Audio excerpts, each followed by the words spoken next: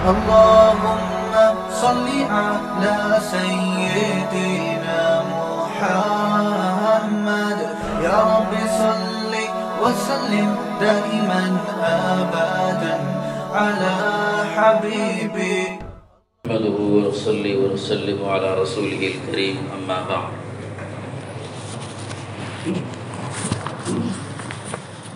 فأعوذ بالله من الشيطان الرجيم فقد قال النبي صلى الله عليه وسلم ثلاث مهلكات وثلاث منجيات وثلاث كفارات وثلاث درجات فأما الثلاث المهلكات فشح مطاع وهوى متبع وإعجاب المرء بنفسه إلى آخر الحديث۔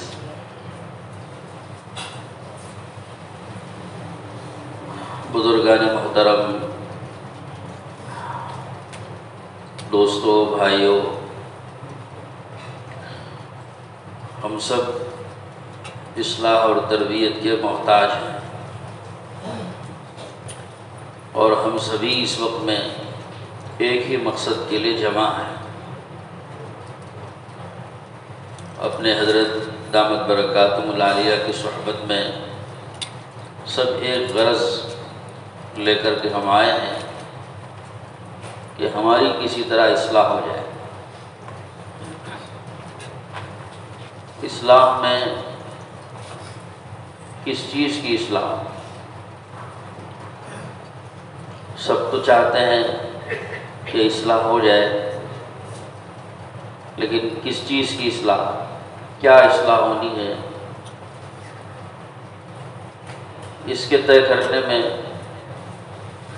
اہل علم تو الحمدللہ آگے رہتے ہیں، اپنے علم کی روشنی میں سمجھتے ہیں کہ کن چیزوں کی اصلاح ہمارے اندر ہونی چاہیے اور امت کے اندر ہونا چاہیے، ورنہ عام طور پر جن کو علم نہیں ہے وہ اسی شش و پنج میں رہتے ہیں کہ ہم کیسے اصلاح کریں، کس چیز کی اصلاح کریں، کس چیز کو درست کریں، کیا غلطی ہے جو ہمارے اندر ہے، کون سی وہ برائی ہے جو ہمارے اندر ہے جس کی اصلاح ہونی ہے۔ تو وہ تذبذب میں یا شش و پنج میں مبتلا رہتے ہیں۔ لیکن اگر ہمارا قرآن پاک سے تعلق ہو اور حدیث پاک سے ربط رہے، یعنی قرآن مجید کے درس میں اگر شریک ہوتے رہیں اور قرآن پاک کو ترجمے کے ساتھ ہی صحیح، ترجمے کے ساتھ پڑھنے کی کوشش کرتے رہیں اور اس کے تفسیر کے حلقوں میں شریک ہوتے رہیں، اسی طرح احادیث کے درس میں شریک ہوتے رہیں، یا جہاں حدیث پاک کا ترجمہ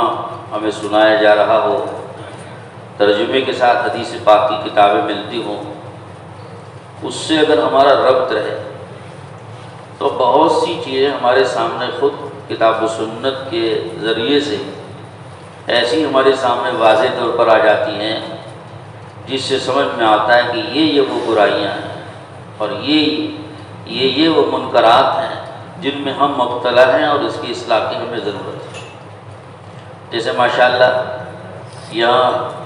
قرآن پاک کا پیغام بھی پڑھ کر سنایا جاتا ہے،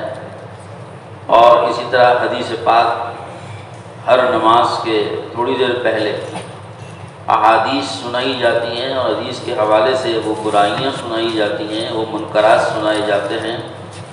جس کی اصلاح کی سخت ترین ضرورت ہے۔ ہماری توجہ ان کی طرف نہیں جاتی، جس کی وجہ سے ہم غافل رہتے ہیں کہ ہمیں اس کی اصلاح کی ضرورت ہے۔ جیسے اس وقت میں ایک حدیث جس میں اللہ کے رسول صلی اللہ تعالی علیہ وسلم نے 12 باتیں ارشاد فرمائیں، جن میں 3 باتوں کے متعلق فرمایا کہ یہ 3 تو ہلاک کر دینے والی چیزیں ہیں۔ اور دین کے بارے میں فرمایا کہ یہ نجات دلانے والی چیز ہے، اور دین کے بارے میں فرمایا کہ یہ گناہ معاف کرانے والی چیز ہے، کفارہ ہے، اور باقی دین کے بارے میں آپ نے فرمایا کہ یہ جنت میں آخرت میں درجے بلند کرنے والی چیز ہے۔ تو اگر ہم غور کریں تو اس میں آپ علیہ الصلوۃ والسلام نے پہلی 3 ہلاک کرنے والی چیزیں جو بیان فرمائی ہیں، اس میں ایک فرمایا فشح مطاع، ایک حرص و لالچ یا کہہ لیجیے خود غرضی جس کی اطاعت کی جائے۔ آدمی میں حرص و لالچ ہوتی ہے، خود غرضی ہوتی ہے، آدمی اس کی اطاعت کرتا رہتا ہے، یعنی اس کو اپنائے ہوئے ہے، اور جو اس کی غرض جس چیز کی طرف اسے بلاتی ہے وہ اس کے پیچھے چلتا ہے، اس کی جو خود اپنی ذاتی غرض جس چیز کی طرف داعی ہوتی ہے، جس چیز کی طرف اسے بلاتی ہے، اس کی طرف وہ بڑھتا چلا جاتا ہے، گویا وہ حرص اور لالچ ہی کی اطاعت کر رہا ہے، اس کے پیچھے پیچھے چل رہا ہے، جہاں اس کی حرص اور لالچ اسے کھینچے گی ادھر کھینچتا چلا جاتا ہے۔ دوسری بات آپ نے فرمائی وہ ہمن متبع، کہ ایک دوسری چیز ہے خواہش نفس جس کی اتباع کی جائے۔ آدمی خواہش نفس کی اتباع کرتا ہے، اس کے نفس میں جس چیز کا داعیہ پیدا ہو، جس چیز کی خواہش پیدا ہو، اور جس چیز کی تمنا اور آرزو اس کے نفس میں پیدا ہو، اس کی اتباع اس کو کرنی ہے، وہ کرتا ہے اس کی اتباع۔ گویا وہ اللہ کی اتباع نہیں کر رہا ہے، رسول اللہ کی اتباع نہیں کر رہا ہے، بلکہ اپنے نفس میں پیدا ہونے والی خواہشات کی اتباع کر رہا ہے۔ تیسری چیز آپ نے فرمائی ہے اعجاب المرء بنفسہ، کہ آدمی کا اپنے آپ کو اچھا سمجھنا، اعجاب المرء بنفسہ، اپنے آپ کو اچھا سمجھنا، خود پسندی جس کو کہتے ہیں معمولی سے الفاظ میں، سادے الفاظ میں خود پسندی، اپنے آپ کو اچھا سمجھنا، اپنی رائے کو اچھا سمجھے اور اپنے عمل ہی کو اچھا سمجھے، اور اپنی جو خوبیاں ہیں اسی کو اچھا سمجھے دوسروں کے مقابلے میں۔ تو یہ 3 چیزیں آپ علیہ الصلوۃ والسلام نے فرمایا کہ یہ انسان کو ہلاک کر دینے والی چیزیں۔ تو اصلاح کے لین سے اگر ہم سوچیں، تلاش کریں، تو کتاب و سنت میں منصوص منکرات، یعنی کتاب و سنت میں صراحت کے ساتھ جن منکرات کا، جن برائیوں کا تذکرہ موجود ہے، وہی اتنی زیادہ ہیں کہ ہم اس کی اصلاح سے فارغ نہیں ہو سکتے۔ تو سب سے زیادہ رہبری تو اللہ کی طرف سے ہمیں ملی ہوئی ہے، اللہ کے رسول صلی اللہ علیہ وسلم کی طرف سے ملی ہوئی ہے کہ ہمیں کن چیزوں کی اصلاح کرنی ہے، اور یہ وہ 3 چیزیں ہیں جس کے بارے میں آپ فرماتے ہیں کہ یہ ہلاک کر دینے والی، اور 3 چیزیں باقی 12 چیزوں کی تفصیل ذکر کرنا اس وقت میں نہیں ہے، 3 اور چیزوں کو ساتھ میں ملا لیں جو نجات دلانے والی، یہ 3 ہلاک کرنے والی ہیں، یہ 3 نجات دلانے والی، ہم 3 ہی کو لے لیں فی الحال۔ 3 نجات دلانے والی چیزیں آپ نے فرمائی کہ فالعدل فی الغضب والرضا، یا آدمی خوشی میں ہو یا ناراضگی میں ہو، دونوں حالتوں میں یکساں معاملہ کرنا، اپنی ذات کے ساتھ بھی دوسروں کے ساتھ بھی یکساں معاملہ کرے، جس وقت میں خوشی کی حالت میں ہو اور جس وقت میں یہ ناراضگی کی اور غصے کی حالت میں ہو، یہ دونوں حالتوں میں معاملہ آدمی کا یکساں ہونا چاہیے، العدل برابری، یکساں معاملہ۔ اور دوسری بات آپ نے فرمائی القصد فی الفقر والغنى، فقر و فاقے میں ہو، تنگ دستی میں ہو یا مالداری اور خوشحالی میں ہو، دونوں حالتوں میں میانہ روی، یکساں طریقے پر زندگی گزارنا، اپنی زندگی میں یکسانیت رکھنا ہے، سادگی کے ساتھ، یکسانیت کے ساتھ، چاہے مالداری میں ہو تب بھی یا تنگی میں ہو تب بھی۔ حدیثوں میں اس کی تفصیلات موجود ہیں۔ تیسری بات آپ نے فرمائی خشیت اللہ فی السر والعلانیہ، تیسری چیز نجات دلانے والی یہ ہے کہ آدمی اللہ کا ڈر پیدا کرے، مجمع میں ہو یا تنہائیوں میں۔ مجمع میں تو ڈرنا، اللہ سے ڈرنا تو سبھی کو آتا ہے، کیونکہ مجمع میں اور لوگ بھی دیکھ رہے ہوتے ہیں، تو وہاں مجمع خود ایک سبب ہوتا ہے آدمی کو برائی سے روکنے اور اللہ کا ڈر پیدا کرنے کا۔ لیکن تنہائی میں جب ہوگا وہاں کوئی نہیں ہوتا ہے، سوائے اللہ کے کوئی نہیں ہوتا ہے، تو وہ کمال یہ ہے کہ آدمی تنہائی میں بھی اللہ سے اسی طرح ڈرے جس طرح مجمع میں لوگوں کے درمیان میں رہتے ہوئے اللہ سے ڈر رہا ہے۔ تو یہ تین چیزیں نجات دلانے کی۔ تو ہم خانقاہوں میں اللہ کے نیک بندوں اور بزرگوں کی صحبت میں اسی لیے آتے ہیں کہ جس چیز کو اپنی ذات سے ہمیں باہر نکالنا ہے وہ ہم باہر نکالیں، اپنی زندگی سے اس کو باہر نکالیں، اور جس چیز کو اپنی ذات کے اندر پیدا کرنا ہے اس چیز کو اپنے اندر پیدا کریں۔ یعنی دوسرے الفاظ میں رذائل کو باہر نکالنا اور شمائل اپنے اندر پیدا کرنا۔ خصائل، شمائل، اچھی خوبی، اچھی عادتیں اور اچھی خصلتیں جن کی تعریف حدیثوں میں آئی ہے، قرآن مجید میں جن کی ترغیب دی گئی، حدیث پاک میں جن کی ترغیب دی گئی، اور جس پر اللہ اور اللہ کی طرف سے وعدے اور اللہ کے رسول صلی اللہ علیہ وسلم نے بھی وعدے بیان فرمائے، ان خوبیوں کو اپنے اندر پیدا کرنے،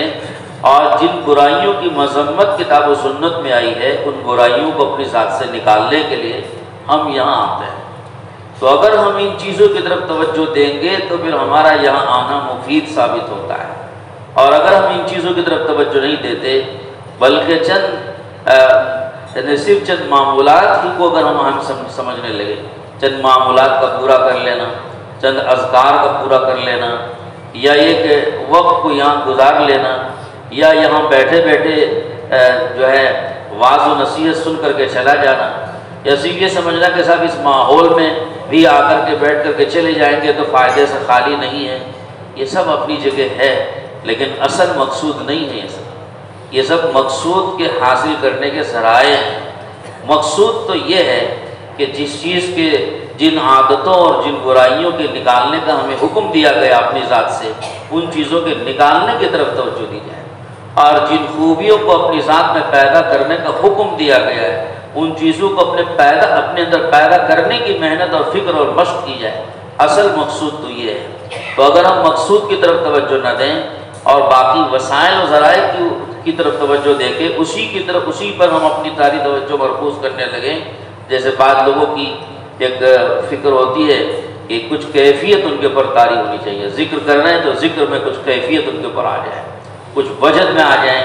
اور کچھ ان کو جو ہے خوابوں میں کچھ نظر آنے لگے۔ بعض یہ سوچتے رہتے ہیں کہ کچھ خواب نظر آنے لگیں، اور کچھ انوار نظر آنے لگیں، کچھ رحمتیں نظر آنے لگیں، کچھ ایسی دل میں کیفیت طاری ہونے لگے، تو ہم ان کیفیتوں کی طرف اور خوابوں کی طرف اور انوار کی طرف نظر ڈالے ہوئے ہیں، اور جو اصل مقصود ہے اس کی طرف ہماری کوئی توجہ نہیں۔ جو منکرات ماشاءاللہ ہر نماز کے وقت میں جو حدیثیں پڑھ کر کے سنائی جا رہی ہیں، ان حدیثوں کے اندر ہمارے ان گویا دکھتی رگوں پر ہاتھ رکھا جا رہا ہے، اور ہمارے ان امراض کی نشاندہی کی جا رہی ہے، اور ہماری ان منکرات اور برائیوں کی طرف جو ہے توجہ دلائی جا رہی ہے، جس کو اپنے اندر سے ہمیں نکالنا ہے، تو اس کی فکر زیادہ ہے۔ اور اللہ سے بھی ہم دعا مانگیں، کیونکہ دل اللہ تعالیٰ کے قبضے میں ہے، ارادہ ہمارے بس کی چیز ہے، نیت ہمارے بس کی چیز ہے، کوشش ہمارے بس کی چیز ہے، اس پر عزم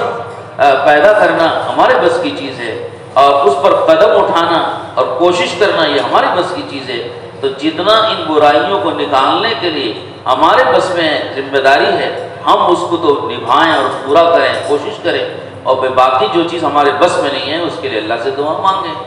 تو بہرحال مقصود اصل یہ ہے کہ منکرات کو اپنی ذات سے نکالنا، اور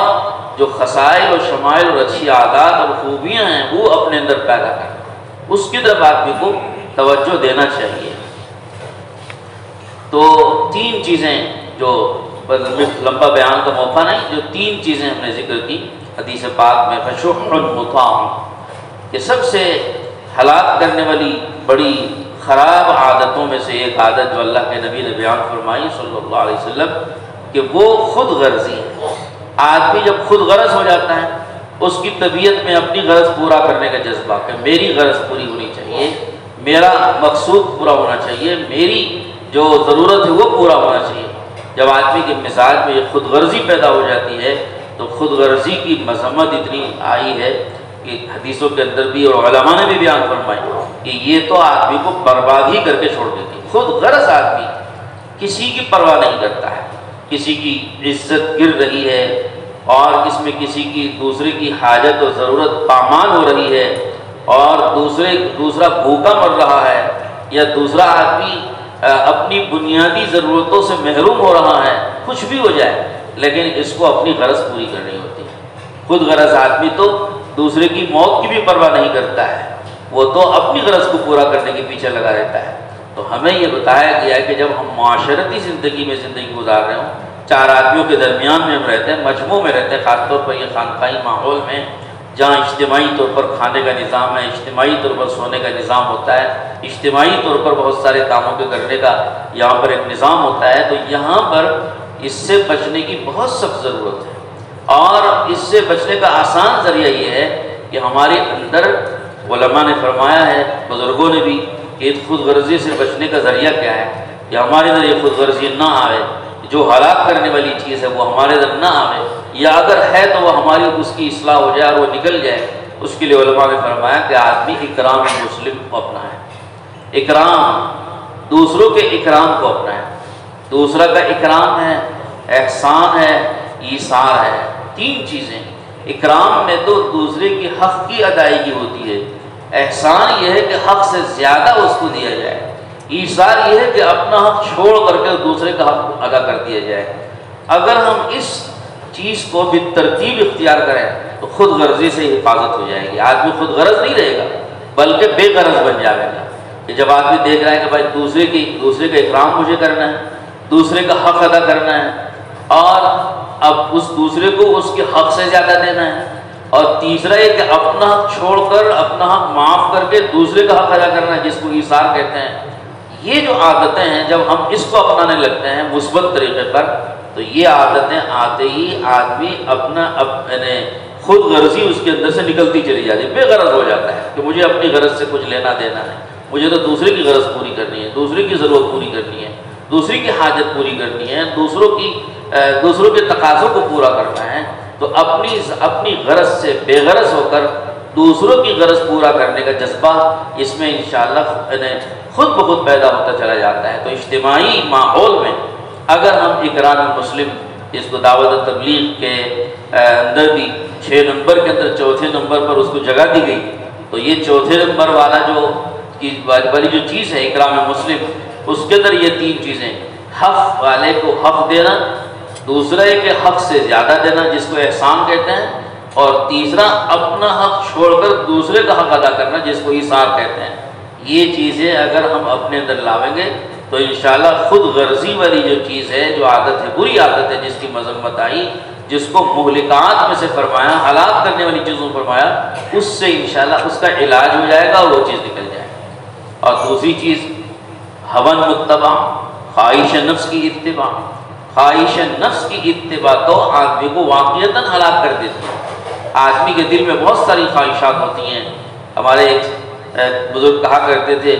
آدمی کے دل میں اتنی خواہشات ہوتی ہیں، اتنی تمنا ہوتی ہے کہ وہ ہزاروں میں ہوتی ہے، لیکن سب کو پتہ ہے کہ ایک خواہش بھی انسان کی دنیا میں پوری نہیں کی جاتی۔ خواہشات کی پورا کرنے کی جگہ تو اللہ نے آخرت بنائی، جنت بنائی۔ تو یہاں اصلاح اور تربیت کے لیے جو ہم آتے ہیں، اس میں سب سے زیادہ ہم کو اسی بات کی اصلاح کرنی ہے کہ ہمارے نفس میں پیدا ہونے والی جو خواہشات ہیں، ہم ان خواہشات کو کیسے دبائیں اور اتباع کرنے کے لیے آئیں تو شریعت کی اتباع، اللہ کے حکم کی اتباع، رسول اللہ صلی اللہ علیہ وسلم کی اتباع پر آئیں۔ تو اس کے لیے ہم یہاں آتے ہیں، تو اس کو بھی یہاں سیکھنا ہے اور یہ چیزیں بھی اپنے اندر پیدا کرنی ہے۔ تو ہون متبع، ورنہ یہ عادت جب انسان میں پکتی چلی جاتی ہے اور بڑھتی چلی جاتی ہے، خواہش نفس کی اتباع جب یہ راسخ ہو جاتی ہے عادت اور آدمی کے اندر یہ پختہ ہو جاتی ہے، تو پھر انسان کو برباد کر کے چھوڑ دیتی ہے۔ وہ اللہ تعالیٰ کے حکم کی بھی پرواہ، شریعت کی بھی کوئی پرواہ، سنت کی بھی کوئی پرواہ نہیں کرتا، سب چیزوں کو توڑتا چلا جاتا ہے، صرف وہ اپنے خواہشات کے پیچھے چلتا رہتا ہے۔ وہ اندھا بن جاتا ہے خواہشات کے پیچھے، نابینا بن جاتا ہے، اس کو نہ نہ نصوص سمجھ میں آتی، نہ قرآن پاک کی آیتوں میں کہی جانے والی صریح باتیں سمجھ میں آتی، نہ حدیث پاک میں آنے والی صریح باتیں سمجھ میں آتی، اور نہ کسی کی نصیحت اثر کرتی، اس لیے کہ خواہشات کے پیچھے چلتے چلتے ایسی عادت ہو گئی، ایک خواہش کو چھوڑنا اس کے لیے انتہائی مشکل کام بن جاتا ہے۔ اس لیے دوستو ہم کو شروع سے اس کی فکر کرنی ہے کہ خواہشات کی اتباع والی جو صفت ہے اس کو ہمیں دبانا ہے کسی طرح۔ اللہ نے روزہ اسی لیے فرض کیا تاکہ خواہش نفس کو دبایا جائے۔ اور تیسری چیز اعجاب المرء بنفسہ، اپنے آپ کو اچھا سمجھنا، عجب جس کو کہتے ہیں، عجب بھی کہتے ہیں، خود پسندی کہتے ہیں، یہ تو اتنا خطرناک مرض ہے کہ آدمی کو تو واقعیت دبا کسی حال میں بھی آدمی کو ترقی کرنے دیتا، خاص طور پر صوفیہ جو ہم جس راستے پہ ہم چل رہے ہیں، سلوک کے راستے میں، اس راستے میں چلنے والے اور دیندار طبقے کے اندر یہ مرض سب سے زیادہ ہوتا ہے۔ اپنے آپ کو اچھا سمجھنا اور اپنے آپ کو پہنچا ہوا سمجھنا، اپنے آپ یعنی اپنے اندر کی جو خوبیاں ہیں، اس کی تشریح کا موقع نہیں ہے، اپنے اندر کی جو خوبیاں ہیں وہی ہمیں نظر آتی رہتی ہیں، تو یہ انسان کو تباہ کر دیتی، کبھی ترقی کرنے نہیں دیتی، بلکہ یہ چیز تو آدمی کو نیچے گرا دیتی ہیں۔ بہرحال اللہ تعالیٰ توفیق نصیب فرمائے ہم لوگوں کو کہ ہم یہاں بزرگوں کی صحبت میں آتے ہیں، بزرگوں کے ملفوظات مواعظ وغیرہ سنتے ہیں، تو اس سے ہماری ذات کو سب سے زیادہ اس لائن سے فائدہ پہنچنا چاہیے کہ ہم اپنے منکرات کو چھوڑنے والے بن رہے ہوں اور جو خوبیاں ہیں وہ اپنے اندر پیدا کرنے والے بن رہے ہوں۔ اس لائن سے اگر ہم کو یہاں فائدہ ہو رہا ہے تو یہاں آنے کا مقصد پورا ہو رہا ہے، اور اگر ہم صرف اوپر کی جزوی چیزوں کی طرف توجہ دے رہے ہیں، اصل مقصود کی طرف توجہ نہیں دے رہے، تو پھر یہاں آنے کا صحیح فائدہ ہم کو نہیں ہو رہا ہے۔ اللہ تعالیٰ مجھے بھی توفیق نصیب فرمائے اور سب حاضرین کو توفیق نصیب فرمائے۔ وآخر دعوانا الحمدللہ۔ إلا الله لا إله إلا الله لا إله إلا الله لا إله إلا